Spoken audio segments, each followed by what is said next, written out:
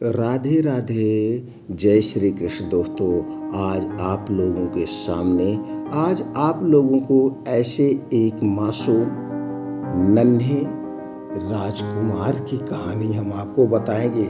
उनके जीवनी के बारे में आज हम आपको बताएंगे, कैसे एक नन्हा सा राजकुमार अपने जिंदगी में दूसरों की मदद करता है। दोस्तों, आज इस कहानी को आप ध्यान से सुनिएगा। ये बहुत ही ज्ञानवर्धक कहानी भी है, बहुत ही मोटिवेशनल कहानी भी है, इसलिए इसे ध्यान से सुन करके अपने बच्चों को जरूर सुनाइएगा, अपने परिवार को जरूर सुनाइएगा। आपके बच्चे के अंदर वह टैलेंट आ जाएगा कि कभी किसी कारणवश उसके माता पिता नहीं रहते हैं, तो कैसे वह अपने जीवन को कारगर बनाता है और एक अच्छा इंसान बन करके वो सब कुछ हासिल कर लेता है जो एक आम इंसान नहीं कर सकता है। बहुत समय पहले की बात है, एक गांव में एक राजकुमार नाम का एक बालक रहता था। उसके माँ बाप नहीं थे, इसीलिए वह अपने बड़े भाई और भाभी के साथ रहता था। भाई और भाभी उसके साथ अच्छा व्यवहार नहीं करते थे। वह उनको किसी न किसी बहाने डांटते फटकारते रहते थे। प्रायः वह दुखी रहता था। वह यही सोचता था, आज हमारे माता पिता होते तो शायद हमें ये कष्ट नहीं सहना पड़ता। एक दिन राजकुमार को उसकी भाभी ने बहुत पीटा, इतना पीटा, उसके शरीर पर पूरे लाल लाल चकत्ते निकल आए। वह दर्द से कराह रहा था। वह घर से बाहर निकलकर एक पेड़ के पास बैठकर रोने लगा और काफी देर तक रोता ही रहा। वह इतना रोया, उसकी आंखें लाल हो गई। रोता रहा और माँ बाप को याद भी करता रहा। उसे वह बैठे बैठे नींद आ गई, वहीं सो गया। दर्द असहनीय थी। कुछ समय बाद इधर शेर आया और एक वहां पर शेर आया और राजकुमार को उठा जंगल की ओर लेके चला गया। जंगल में काफी दूर निकल जाने के बाद शेर ने सोचा कि अब बालक को खाया जाए। ऐसा सोचकर बोझ को अपने नीचे रखा, जो सर में उठा के ले गया था उसे नीचे रखा। केवल कपड़ों को देखकर वह अपने आप से बोला, लो, यह तो राजकुमार के कपड़े ही कपड़े हैं, वह तो नहीं है। लगता है राजकुमार कहीं रास्ते में कपड़ों में से खिसक गया। ऐसा सोचते हुए शेर उसकी तलाश में उल्टे पांव ही लौट गया। वास्तव में राजकुमार रास्ते में ही गिर गया था। जैसे शेर आगे बढ़ा, वह उठा और पूर्व दिशा की ओर तेजी से कदम बढ़ाता हुआ बढ़ने लगा। कुछ दूर चलने के पर उसकी नजर गौशाला पर पड़ी। वहां कोई उस गौशाला की देखभाल नहीं था, करने वाला नहीं था। गौशाला अकेला था, उसका स्वामी भी कोई नहीं था। केवल कुछ गायें थी और बच्चे। काफी दूध, मक्खन और सूखा पनीर वहां रखा हुआ था। राजकुमार के बड़े जोरों की भूख लगी थी। पहले तो उसने जी भरकर पनीर और मक्खन खाया, दूध पिया, फिर गौशाला की सफाई की। सब काम कर गौशाला के बाहर आकर एक वृक्ष पर चढ़कर बैठ गया। कुछ देर में उसे नींद आ गई। शाम के समय लंबे लंबे नोकीले सींग वाले बैलों को देखकर उसे डर लगने लगा। गौशाला पहुंचते ही बैलों ने देखा कि गौशाला की बड़ी सफाई की गई है। देखने पर मालूम ही है कि दूध, मक्खन और पनीर भी गायब है। अवश्य आज कोई आया है। आओ देखें कौन है जिसने हमारे गौशाला की इतनी अच्छी सफाई की है। बैलों के सरदार ने अपने साथियों को संबोधित किया। बैलों का सरदार अपने साथियों को लेकर राजकुमार के पैरों के निशान देखता देखता उसी वृक्ष के पास पहुंच गया जिस पर वह बैठा था। जिस पर वो छोटा सा बालक राजकुमार बैठा था। उधर शेर भी राजकुमार को ढूंढता ढूंढता उसी वृक्ष के पास पहुंच गया था। वह राजकुमार पर झपटने ही वाला था कि बैलों ने अपने नोकीले सींगों से उस पर हमला कर दिया। कुछ ही समय में उन्होंने शेर को मार गिराया। ऊपर वृक्ष पर राजकुमार मारे डर के बुरी तरह से कांप रहा था। वह यही सोच रहा था, अब मेरी मृत्यु निश्चित है, अब हम क्या करें। शेर को मारने के बाद बैलों का सरदार आगे बढ़ा और राजकुमार को संबोधित किया। बोला, आज तक हमारी किसी ने देखभाल नहीं की थी। तुमने पहली बार हमारी गौशाला की सफाई की है। तुम हमारे हितकारी हो, इसीलिए आज से हम सब आपको अपना राजा मानेंगे। यह कह बैलों का सरदार राजकुमार को अपनी सींगों पर उठा ले गौशाला ले गया। बैलों ने तुरंत एक सिंहासन बनाया और उसे उस पर बैठा दिया। रात को बड़ी खुशियां मनाई गई। बैलों के सरदार ने राजकुमार को एक सोने को और एक बांस की बांसुरी भेंट करते हुए कहा, यदि तुम पर कोई मुसीबत आ पड़े तो सोने की बांसुरी बजा देना, हम तुरंत तुम्हारी सहायता के लिए उपस्थित हो जाएंगे। यह बांस की बांसुरी तुम्हारे मनोरंजन के लिए है। राजकुमार दोनों बांसुरियां ले ली। वह बहुत खुश हुआ।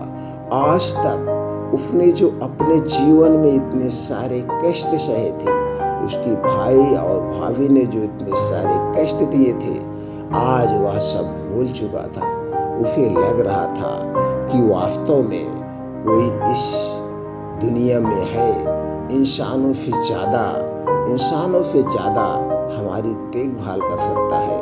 लोग कहते हैं कि इंसान समझदार नहीं होते हैं, लेकिन आज हमें पता चल गया, आदमी से ज़्यादा इंसान समझदार होते हैं और मनुष्यों की देखभाल करते हैं। एक दिन एक शिकारी गौशाला की ओर आ निकला। उसकी नज़र राजकुमार की ओर पड़ी। उसके हाथ में सोने की बांसुरी देखकर वह बहुत विस्मित हुआ, बहुत अचंभित हुआ। उसे लगा यह कोई राजकुमार ही होगा। उसे ख्याल आया कि यह राजकुमार जैसा लगने वाला हमारे राज्य की राजकुमारी के लिए अच्छा वर रहेगा। यह इसके लिए अच्छा दूल्हा साबित होगा। इस प्रकार राजकुमारी, जिसको राजा ने 12 तालों के भीतर बंद करके रखा था, का अंधकारमय जीवन उज्जवल हो जाएगा। ऐसा सोचकर शिकारी ने राजकुमार से कहा, तुम मेरे साथ हमारे राज्य चलो। वहां राजकुमारी से तुम्हारा विवाह कराया जाएगा। नहीं, मैं यहाँ गौशाला में ही ठीक हूँ। मैं मनुष्यों के सामने अब नहीं जाना चाहता हूँ। मैं उनके ऊपर विश्वास नहीं करना चाहता हूँ। मैं अपने जीवन में बहुत ठोकरें खाया हूँ। कहते हुए राजकुमार उसके साथ चलने से इनकार कर दिया। इस पर शिकारी ने उसे बलपूर्वक अपने राज्य ले जाने की धमकी दी। एकदम राजकुमार ने अपनी सोने वाली बांसुरी बजाई।